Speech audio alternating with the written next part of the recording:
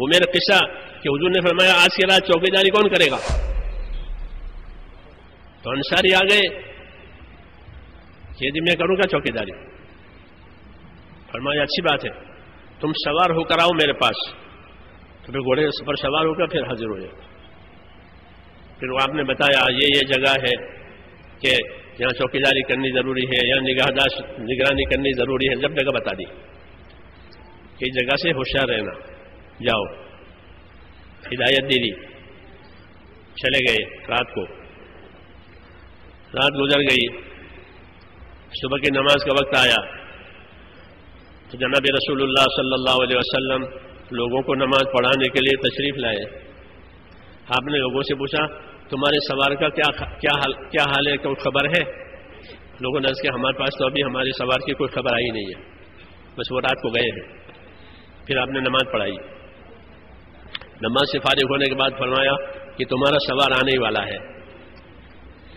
اتنے میں وہ جھاڑیوں میں سے آتا ہوا نظر آیا، جنگل میں سے، اور آ کر کے سامنے کھڑا ہو گیا سلام کر کے. حضور صلی اللہ علیہ وسلم نے پوچھا، کیا پوچھا؟ یہ نہیں پوچھا خیریت ہے، رات کیسی گزری، یہ نہیں پوچھا. تربیت کی باتیں ہوتی ہیں. یہ پوچھا کہ یہ بتاؤ رات کو اپنے گھوڑے پر سے اترے تھے؟ حل نزل تھا، رات گھوڑے پر سے اترے تھے؟ عرض کیا بالکل نہیں اترا، ساری رات چکر دیتا رہا. نماز کا وقت آیا، صبح کی نماز کا وقت، اس کے لیے اترا تھا. پیشاب کی حاجت ہوئی تھی، اس کے لیے اترا تھا. باقی پوری رات اپنے گھوڑے پر رہا اور اپنے کام میں مشغول رہا. یہ کارگزاری دی. جب انہوں نے یہ کارگزاری دی تو کیا جواب ملا؟ کارگزاری کے جواب میں یہ ملا قد اوجبتا، آپ نے اپنی جنت واجب کر دی، جاؤ. یہ مثال میں نے اس لیے عرض کی ہے کہ اپنے کام کو، ذمہ داری کو امانت داری سے کرنا. یہ پوری امانت داری سے کام کیا ہے. رات بھر اپنے گھوڑے سے نہیں اترے. یہ عظمت کہلاتی ہے، اللہ کے کام کی عظمت، اس کے حدود قیود کی حفاظت. اس لیے ایک ہی رات میں اتنا انعام مل گیا. کیا آپ نے اپنی جنت واجب کر لی؟ یہ سبق ہوتے ہیں ہمارے اللہ کے کام کو کہ پوری امانت داری کے ساتھ، پوری ذمہ داری کے ساتھ کیا جائے گا. کوئی دیکھے نہ دیکھے، کوئی پوچھے نہ پوچھے، کہ اللہ تعالیٰ بندوں کے اعمال کو خود دیکھنے والے ہیں. قل اعملوا فسيرى الله عملكم، کام کرو اللہ تمہارے کام کو دیکھے گا. حساب کتاب اللہ کے ہاتھ میں ہے. اس لیے اللہ تعالیٰ کا دین، کہ اللہ تعالیٰ کا دین امانت ہے. ایمان دیا ہے تاکہ اس امانت کو ایمانداری سے ادا کرے. اس لیے اللہ نے ہم کو ایمان کی دولت دی ہے کہ ایمان ہی ایسی چیز ہے جو امانت داری سے کام کرواوے. ایمان ہی ایسی چیز ہے جو اللہ سے ڈرا کے کام کرواوے. ایمان ہی ایسی چیز ہے کہ کسی کے بھلے برے کہنے کی پرواہ نہ کرے، کہ کوئی کچھ بھی کہے، یہ کوئی بات نہیں. میں تو اللہ کا کام کرنا ہے، اللہ کے دین کا کام کرنا ہے. کوئی عزت کرے، کوئی ذلت، کچھ نہیں. اصل عزت تو دینے والی ذات اللہ کی ہے. اس لیے بڑی نعمت ملی ہے دین کے کام کرنے کے لیے ایمان کی. بڑا خزانہ ہے ایمان. اور ایمان ایسا خزانہ ہے کہ جو ہم سے ہٹے گا نہیں، ہم سے کٹے گا نہیں. دنیا کے سارے خزانے، دنیا کی ساری حکومتیں، ساری دولتیں، یا تو آدمی اس سے کٹ جائے گا یا وہ ہٹ جائے گی. اس میں کٹ کٹاؤ ضروری ہے. ساری نعمتیں ایمان کے سوا. ایمان ایسی نعمت ہے جو ہٹے گی نہیں، کٹے گی نہیں، اس کے ساتھ رہے گی اور اس کی رہبری کرے گی. کہ ایمان تیز ہو گیا ہے تو خدا کا خوف تیز ہو جاتا ہے. ایمان تیز ہو گیا ہے تو یقین تیز ہو جاتا ہے. ایمان تیز ہو جاتا ہے تو اللہ کی محبت بڑھ جاتی ہے، آخرت کی محبت بڑھ جاتی ہے، اللہ کے بندوں کی ہمدردی پیدا ہوتی ہے. ہاں، اللہ کے بندوں کے ساتھ ہمدردی، یہ سب ایمان کے راستے سے یہ ساری شعائیں پھوٹتی ہیں جو وہ مخلوق پر رحم کرنے والے بن جاتے ہیں. کیوں کہ ایمان آیا. تو ایمان بڑا خزانہ ہے کہ قبر میں، قیامت میں، حشر میں، پل صراط میں، ہر جگہ یہ کام دینے والا ہے.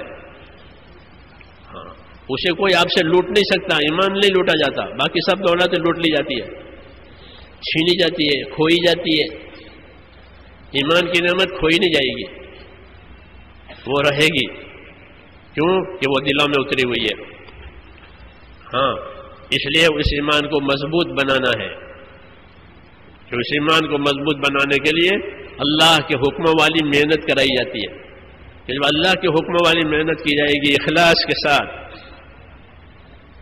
کوئی غرض نہیں ہے، کوئی مطلب نہیں ہے، کوئی ہوس نہیں ہے، ایک اللہ ہے، اس کا کام اس کے لیے کرنا ہے اور کرتے رہنا ہے. کہ یہ ایمان کو مضبوط بنانے والی بات ہے. ہاں، پھر یہ ایمان کہ ہر موڑ پر، ہر گھاٹی میں یہ کام دے گا اور حکموں پر جمع دے گا.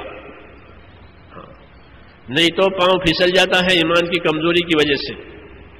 ہاں، اچھے حالات میں پھنس جاتا ہے اور برے حالات میں نا امید ہو جاتا ہے ایمان کی کمزوری کی وجہ سے. اچھے حالات آئے تو پھنس گئے. کیوں کہ اچھے حالات ہو گئے، مالداری آئی، عزت آئی، وہ آئی، تو اچھے حالات میں پھنس جانا، پھر آگے نہیں بڑھنا، پیچھے رہ جانا، یہ ہوتا ہے کہ یہ کمزوری ہے. اور ناگوار حالات آئے تو نا امید ہو گئے، نراش ہو گئے، اور نراش ہو کر پیچھے ہو گئے. یہ انسان کی طبیعت ہے. نعمتیں آوے تو نعمتوں میں رک جاوے، اور تکلیف تنگی آوے تو اس میں نا امید ہو تو رک جاوے. یہ دونوں باتیں صحیح نہیں ہے، کمزوری ہے. وَإِذَا أَنْعَمْنَا عَلَى الْإِنسَانِ أَعْرَضَ وَنَأَىٰ بِجَانِبِهِ. میں انسانوں پر نعمتیں دیتا ہوں، ان کا اکرام اعزاز کرتا ہوں، تو یہ منہ پھیر لیتا ہے، پیچھے ہو جاتا ہے، دور ہو جاتا ہے.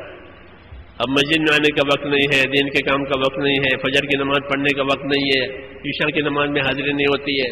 کیوں؟ بڑے آدمی ہے، اللہ نے بڑا بنایا، تو اب گنجائش نہیں ان چیزوں کی. کیوں کہ اللہ نے انعام کیا ہے. یہ اللہ کہہ رہے ہیں وَإِذَا أَنْعَمْنَا عَلَى الْإِنسَانِ أَعْرَضَ وَنَأَىٰ بِجَانِبِهِ. کہ میں انسان پر اکرام انعام کرتا ہوں تو منہ پھیر لیتا ہے اور ایک طرف دور ہو جاتا ہے ہمارے سے، ہمارے کاموں سے، ہماری عبادت سے. اور اس کو ناگواری آئی، وَإِذَا مَسَّهُ الشَّرُّ كَانَ يَئُوسًا. اور کوئی تکلیف ناگواری آ گئی، پھر نا امید ہو کے بیٹھ گئے. تو نہ یہ حالت راس آتی ہے، نہ وہ حالت راس آتی ہے. کوئی حال راس نہیں آ رہا، ہر حال پیچھے ڈال رہا ہے. یہ فرمایا قرآن شریف نے. یہ کیوں کہ اس ایمان میں کمزوری ہے. ہر مشین اپنے اندر کی طاقت سے چلتی ہے، باہر کی طاقت سے کوئی مشین نہیں چلتی ہے. یہ گاڑی کو دھکا دو کہ نہیں، ہوائی جہاز کو دھکا دو کہ نہیں، ہوائی جہاز اپنی طاقت سے چلے گا، گاڑی اپنی طاقت سے چلے گی، گیس کا چولہا اپنی طاقت سے چلے گا کہ اندر ہے گیس، وہ گیس ختم ہو گیا تو پھر وہ نہیں کام کرے گا. مشین ٹھنڈی ہو گئی گاڑی کی، وہ نہیں چلے گی. تو ہر مشین اپنے اندر کی طاقت سے کام کر کے بتاتی ہے.